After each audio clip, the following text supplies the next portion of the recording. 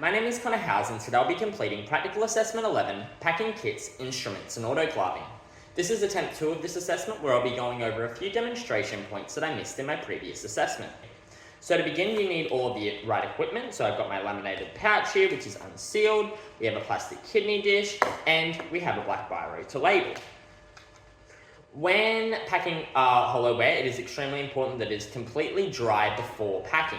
This means no foreign debris or contaminants remain inside of the kidney dish or outside. No disinfectant, residual disinfectant remains on the hollowware after cleaning, and it is completely dry before packing. So to pack, we first want to open up the laminated pouch here, and I turn the kidney dish on the opposite end, making sure that the opening here is facing the paper, not the plastic. You want to make sure it faces the paper as you want steam to penetrate all the way through the kidney dish and all parts and sides of the hollowware itself. So I push that one all the way in, being careful not to rip or tear the bag in any way as you want to maintain aseptic presentation and sterility.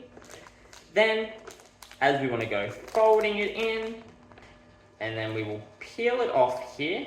That will get discarded and go into the general rubbish bin, ensuring that you're on the dotted line only,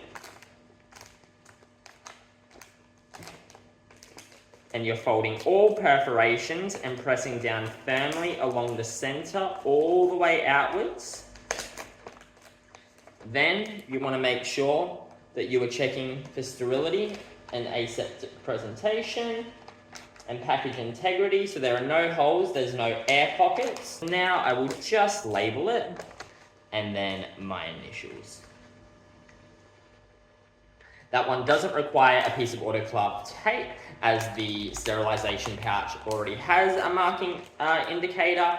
However, that one is all ready to go, and we'll go pack that away now into the autoclave. To now correctly demonstrate how to load and unload the autoclave. So to demonstrate this, I'm going to be using multiple packs and instruments here, including hollowware. So I'm just going to place them on top of the autoclave. I understand this is not gold standard and would not happen in the clinic. However, for the purpose of this demonstration and for easy access, I'm just going to place them on top. So our autoclave or our clinic does not have 2 trays available in the autoclave, so we're unable to autoclave multiple instruments and kits at the same time. Usually we only autoclave or sterilize one kit at once or multiple instruments, depending on how many we have for that cycle. If we had 2 trays, we would be placing the kits up at the top, and we would be placing all of the instruments down the bottom, as this is the coldest part of the autoclave. We'll be using our large spray kit, and we place that directly in the center, making sure that it is vertical and there is no allowing air gaps in between anything else that is being placed in there. Usually we will just pack the one kit into the autoclave. Now, when packing the instruments in, we want to make sure that they are also being placed vertically. We are making sure that there is air gaps in between, they are not touching in any way. I don't know if you can see that from the video, but they are not touching in any way, and steam and the plastic is facing up, allowing steam to penetrate completely throughout the entire instrument. Now, when packing hollowware into the autoclave, it's a little different. We want to make sure that, again, the plastic is facing up, and we want to be placing it in a draining position. So usually I like this on a 45-degree angle, so it's not touching the roof of the autoclave.